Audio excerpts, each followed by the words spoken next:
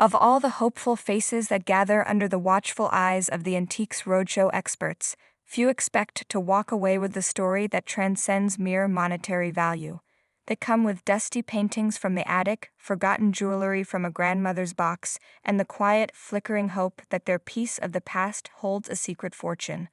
But for one guest in the historic heart of Edinburgh, the story she brought was not just about an object, but about the very soul of the Scottish Highlands, culminating in a valuation that left her breathless and a decision that touched everyone's heart. It began as these things often do, with a collection of items laid carefully upon a table.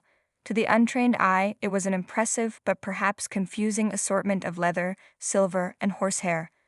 But to expert Gordon Foster, it was a time capsule.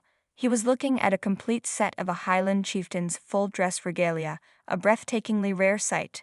The guest, standing beside her husband, began to unravel a tale that was pure Highland romance and drama. "My great-grandfather," she explained, her voice filled with a quiet pride, "purchased all of these items back in the 1920s. There was a pause, a moment of reverence for the man she never knew, but whose legacy was now before them. The MacDonnell clan," she continued, "they were running out of money. To keep it all in the clan and in the name, he decided to purchase them. It was an act of incredible foresight and cultural preservation. Imagine the scene. A clan, one of the most storied in Scotland, facing financial ruin. Their history, their identity, embodied in these magnificent pieces, was about to be scattered to the winds. And one man, her great-grandfather, stepped in. He didn't just buy antiques, he bought a piece of his heritage, safeguarding it for future generations." Gordon Foster listened, his expert eyes already piecing together the history locked within the silver and leather. "It's the MacDonnell," he confirmed, his excitement palpable. "Specifically the clan chief, MacDonnell of Glengarry. Their family seat was Invergarry Castle, right in the heart of Highland Scotland, nestled in the great glen between Inverness and Fort William. But this wasn't just any clan chief.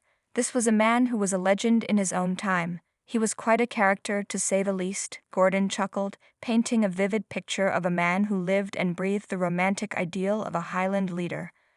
By all reports, he had a very lavish lifestyle. He had his own personal bagpiper to announce his presence, his own Gaelic poet to write verses celebrating his deeds. He truly embodied the romanticized idea of a clan chief. This larger-than-life figure was so captivating that he even befriended the literary giant of the age, Sir Walter Scott. Scott was so taken with MacDonnell's flamboyant personality and fierce pride that he reportedly based the character of Fergus Mac Ivor in his seminal novel, Waverley, on his charismatic friend. The very regalia on the table wasn't just ceremonial dress. It was the costume of a character who had walked from the pages of history and into the pages of fiction.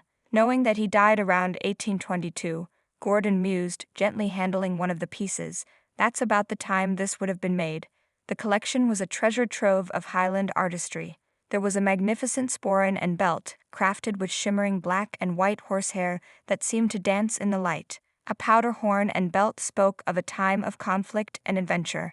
The centerpiece, a dirk, rested in its sheath, accompanied by a small, exquisitely detailed knife and fork, a gentleman's accessory for a warrior chief.